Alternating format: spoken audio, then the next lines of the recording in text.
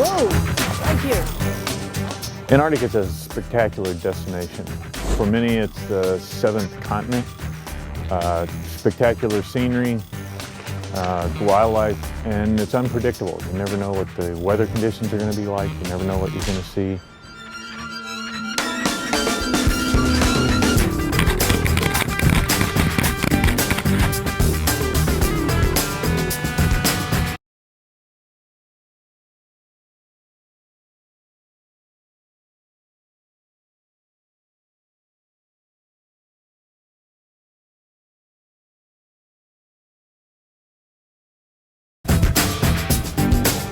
Antarctica really is one of the last great wildernesses of the world.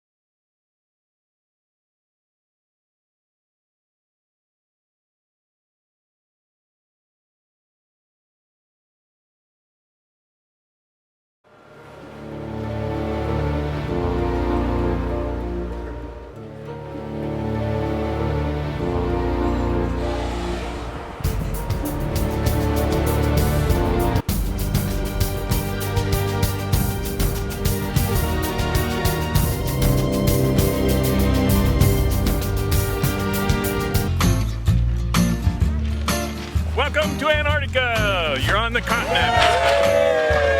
Okay, hold on a second. This morning we've come ashore at Brown Bluff, and this is our first landing in Antarctica. And to go with it, we get to set foot on the continent for the first time. We're on the peninsula, on the northeast edge. And it is a gorgeous morning, sunny, so warm that we're shedding our layers, and absolutely beautiful to be walking among these Adelie penguin and Gentoo penguin colonies. This time of year, this is very interesting to see because we have chicks are basically sitting on shore in small groups waiting for the parents to come back and feed them. And we can see that they're in various stages of molting their feathers.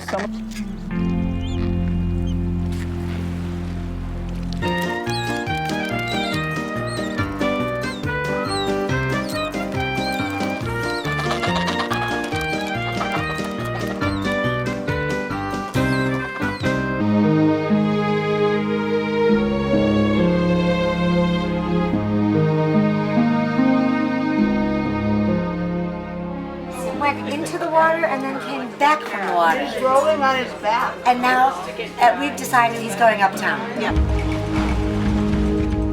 Well, we've stumbled on a small group of Type A killer whales. These are the black and white ones, minke hunters. We don't see them very often here, and we've never put a tag on one, so maybe we're hoping that while everyone's having breakfast, we can sneak out in a small boat and try to put a tag on one of these guys.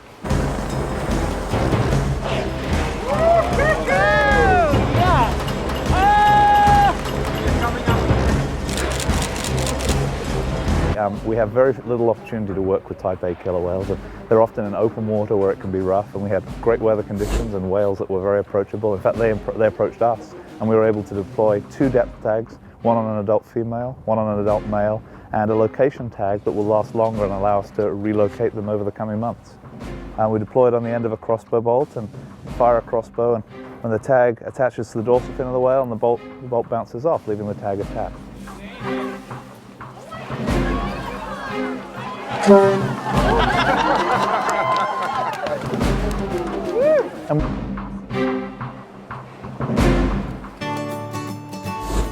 We're on a small island called Mickelson Harbor. It's not very large, but it doesn't have an ice cap, And so it's a very important breeding site for Gen 2 penguins. There are probably over 3,000 pairs of Gen 2 penguins nesting here.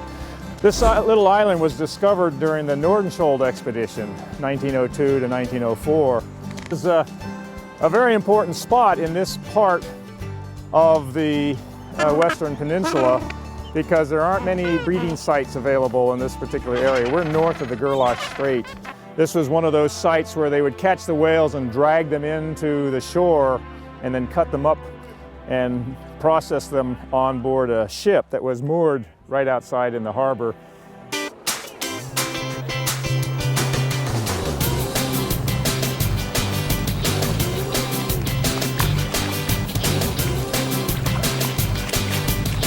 So beautiful.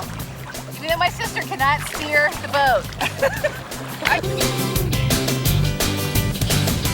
And we come over here. Beautiful day here in Antarctica. We should have something nice to drink when we are in the Zodiac. So we have something we drink up in Scandinavia with winter months. It's called Gillow. There's a little bit hair on your chest. As we say up in Scandinavia, skål! Cheers!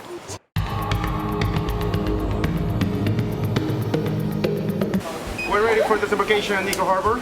Let's do it. 1, 2.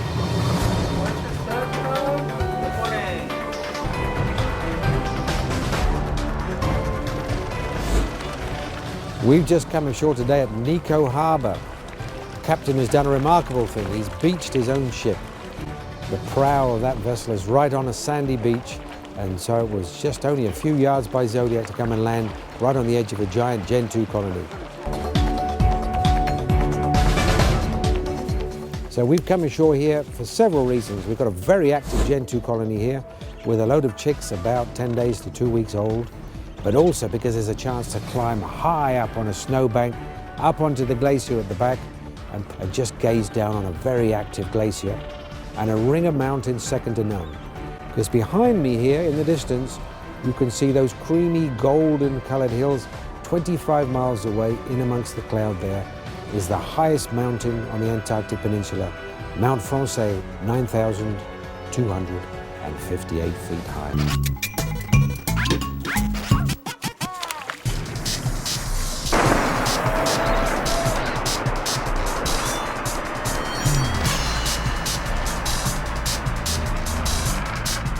Vessel.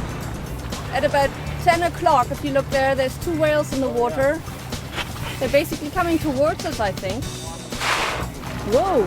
Right here, right in front of us. Look here, maybe. Yes.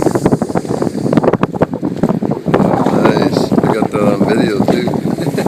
Right behind us.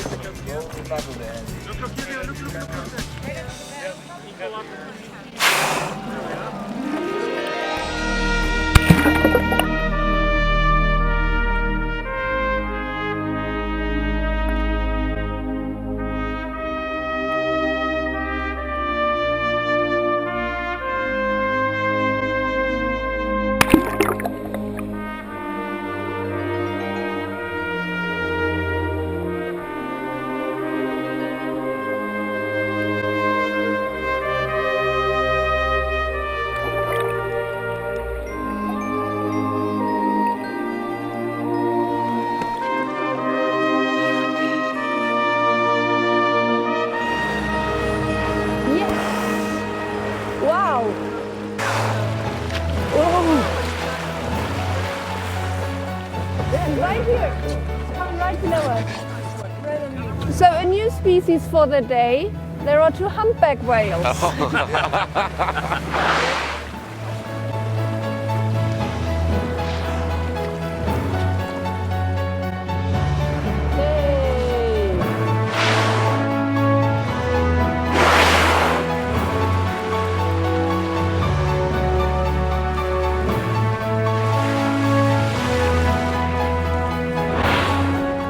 I believe we were overwhelmed by the minke whales showing off and playing around and not really leaving us alone and coming really close. And then on top of it, seeing the humpback whales, I think that made our morning. Cheers!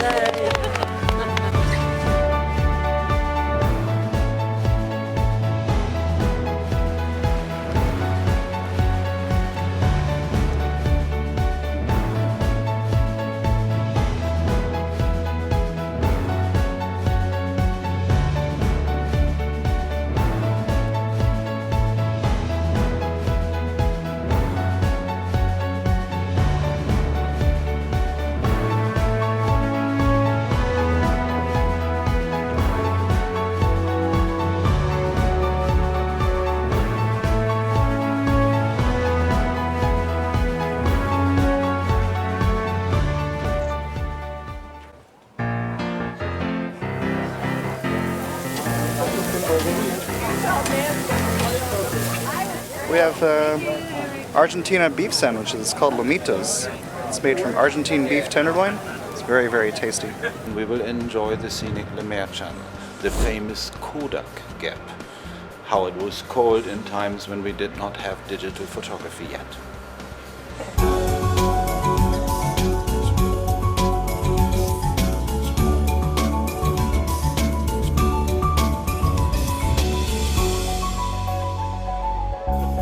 Similar to the other place, but it's not quite as rocky. Boom. And I don't think I hit anybody, but you never know. Little brittle stars. This is one of those tunicates that are up, and it's got these bryozoans living on. Oh, this is spaghetti worms. It's just one worm, and it's got all these tentacles, and it can go from like 12 inches. Oh, there was another feather duster that just pulled in there. They can go from like 12 inches to 3 feet, and they have a dart that they can evert and shoot out and kill things with, and then suck the life out of them. And they have kind of vague eyes.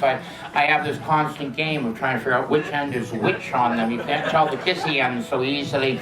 These guys, this one, the kissy end's up there at the left, it's heading off. This is a big sun star, and it's not doing anything because it's sort of on a krill. This is a mysid shrimp. They're called opossum shrimp because the females have little pouches that they put the eggs in and the males fertilize them. The creatures here grow extremely slowly, but that does mean they can reach a great age and great size. And they occur in surprisingly large numbers.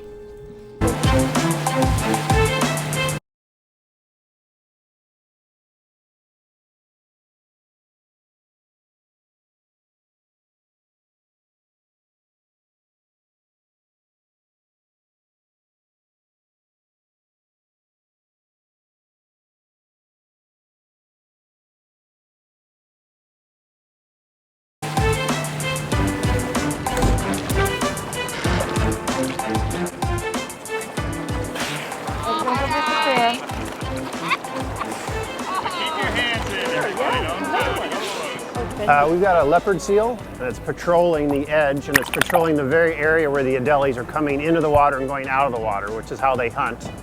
They're surprised. They'll just sit near the bottom or sit behind a rock, and when the adeles come into the water, they'll nab one. Well, there he is. Hi, sweet pea. He's going over on this side.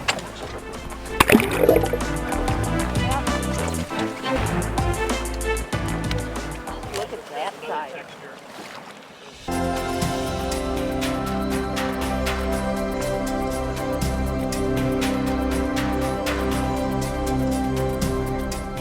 And here we are on Booth Island, lots of icebergs in the graveyard. And behind me, there's a very scenic little cove. And in that cove in 1905, a wonderful French explorer, Jean-Baptiste Charcot, he led 2 expeditions to Antarctica, and his first expedition on board the ship Française overwintered here on this island. Discovery along the West Antarctic coastline. It really was a wonderful expedition. And it's going to be kind of nice to go up there today and see how their chicks are doing and learn a little bit more about these remarkable seabirds.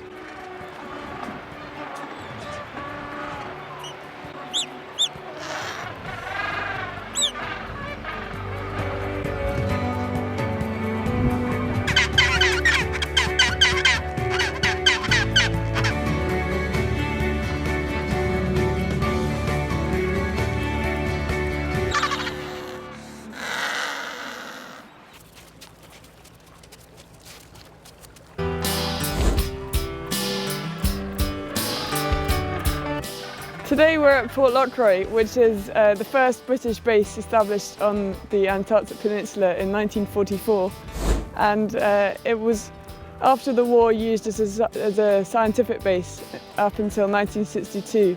We do have a post office and we receive about 80,000 postcards a year.